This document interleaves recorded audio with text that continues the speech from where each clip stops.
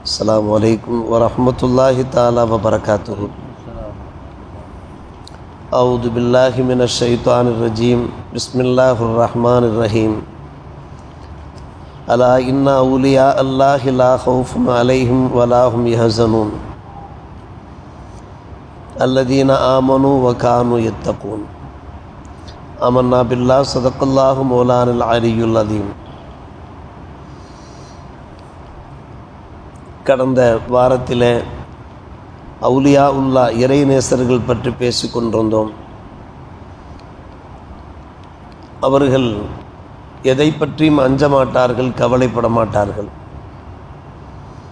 நல் விசுவாசம் கொண்டவர்களாக இருப்பார்கள், அல்லாஹ்வை அஞ்சியவர்களாக இருப்பார்கள் என்றெல்லாம் அந்த வசனம் தொடர்ந்தது.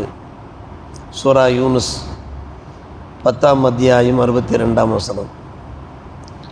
அவுலியா, வலி என்ற வார்த்தையினுடைய பன்மை அவுலியா. வலி இறை நேசர், இறைவனுக்கு நெருக்கமானவர். அவுலியா இறைவனுக்கு நெருக்கமானவர்கள், இறை நேசர்கள். அவர்களை பற்றி தான் அல்லாஹ் பேசுகிறான்.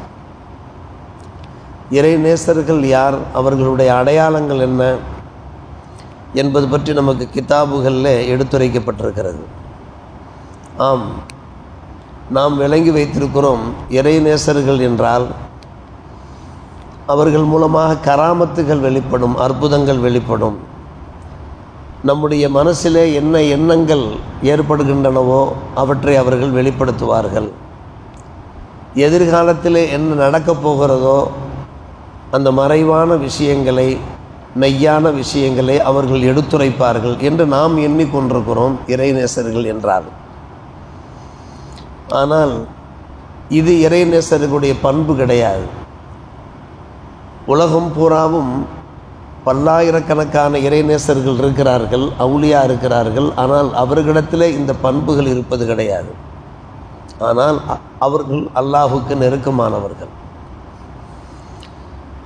எந்த வகையில் நெருக்கமானவர்கள் என்று கேட்டால், இறை கடமைகளுக்கு மேலே உபரியான வணக்க வழிபாடுகளில் அதிகம் ஈடுபடுவார்கள். நஃபிலான வணக்க வழிபாடுகளில், நஃபிலான நோன்புகளில், தான தர்மங்களில், தவங்களில் ஈடுபடுவார்கள். அவர்கள்தான் அவுலியா. அல்லாஹ் ரப்புல் ஆலமீனுடைய அந்த ஹதீஸ குதுசியை நாம் பலமுறை கேள்விப்பட்டிருக்கிறோம். இறை நேசர்கள் அவர்கள் இறை கடமைகளுக்கு மேலாக உபரியான வணக்கங்கள் மூலமாக என்னை நெருங்கியவாறு இருப்பார்கள். நான் அவர்களை நேசிப்பேன். எந்த அளவுக்கு நேசிப்பேன் என்றால், அவர்கள் பேசுகின்ற நாவாக, பார்க்கின்ற பார்வையாக, நடக்கின்ற காலாக நான் மாறுவேன் என்று அல்லாஹ் ரப்புல் ஆலமீன் ஹதீஸ குதுசியிலே பேசுகிறான். இவர்கள் இறைநேசர்கள். உபரியான வணக்க வழிபாடுகள் மூலமாக அல்லாஹ்வை நெருங்கக்கூடியவர்கள். நம்மாலும் முடியும், அது ஒன்றும் முடியாத காரியம் கிடையாது. நாமும் இறைநேசர்களாக திகழ முடியும். நம்மை அவுலியா என்று நாம் விளம்பரப்படுத்த வேண்டிய அவசியம் இல்லை. பிறரும் நம்மை அவுலியா என்று சொல்ல வேண்டும் என்கிற அவசியமே கிடையாது.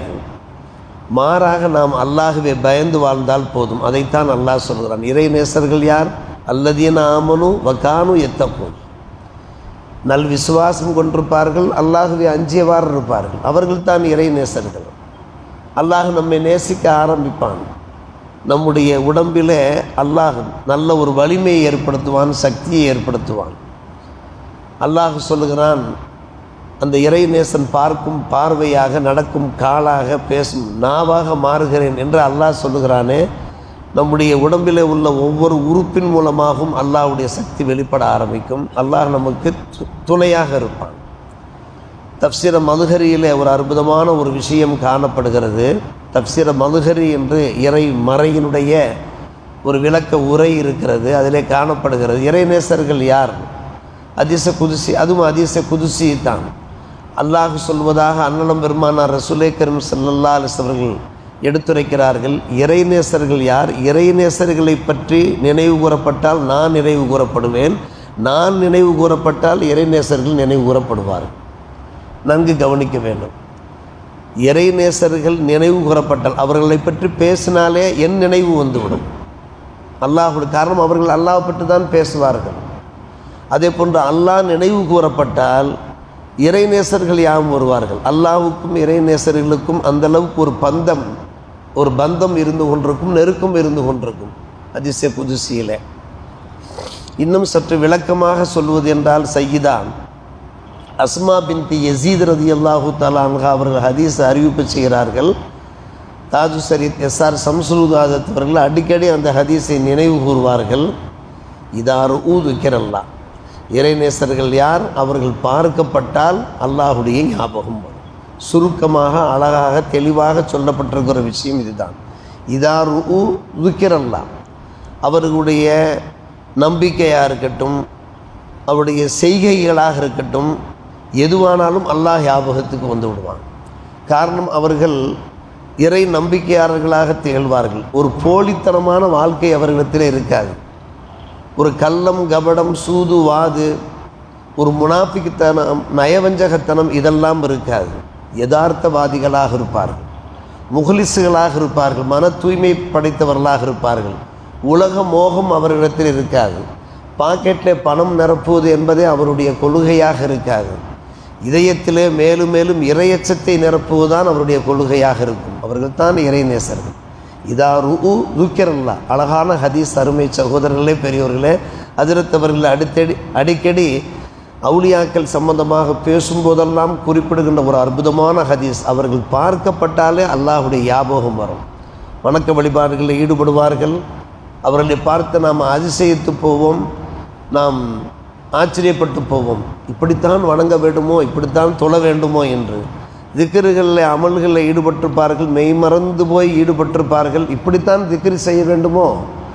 ஒரு தொழில் பண்ணுவார்கள், ஒரு வியாபாரம் பண்ணுவார்கள், ஒரு நியாயமான முறையில், நம்பிக்கையான முறையில் அந்த தொழில் நடந்து கொண்டிருக்கும். இப்படித்தான் வியாபாரம் பண்ண வேண்டுமோ?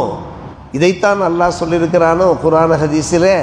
அன்னலம் பெருமானார் ரசூலே கரீம் ஸல்லல்லாஹு அலைஹி வஸல்லம் சொல்லியிருக்கிறார்களோ? எல்லாம் அல்லாஹுடைய ஞாபகம் வந்து கொண்டே இருக்கும். அவர்களுடைய பேச்சாக இருக்கட்டும், நம்பிக்கை சார்ந்ததாக இருக்கட்டும், ஏனைய செய்கைகளாக இருக்கட்டும், எதுவானாலும் சரி அல்லாஹ் ஞாபகத்துக்கு வருவான். அவர்கள் தான் இறைநேசர்கள். அருமை சகோதரர்களே, கடந்த வாரம் அந்த இறைநேசர்களை பற்றி நாம் சொன்னோம் அல்லவா? மறுமையிலே என்ன நடக்குமோ என்கிற பயம் இருக்காது.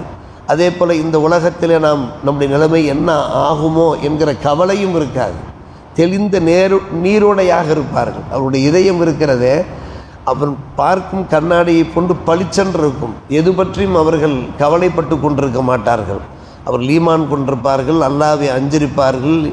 இந்த உலகத்திலேயும் அவர்களுக்கு சுபசோபனம், மறு உலகிலேயும் இருக்கிறது. இறை வாக்குக்கு எந்த ஒரு மாற்றமும் இல்லை. இதுதான் மகத்தான வெற்றி என்று அல்லாஹ் சொல்கிறானே. எனவே நாம் கற்பனை செய்திருக்கிற இறைநேசர்கள் கிடையாது. உண்மையான இறைநேசர்கள் இவர்கள்தான். யதார்த்தவாதிகளாக இருப்பார்கள், போலித்தனம் இல்லாமல் இருப்பார்கள்.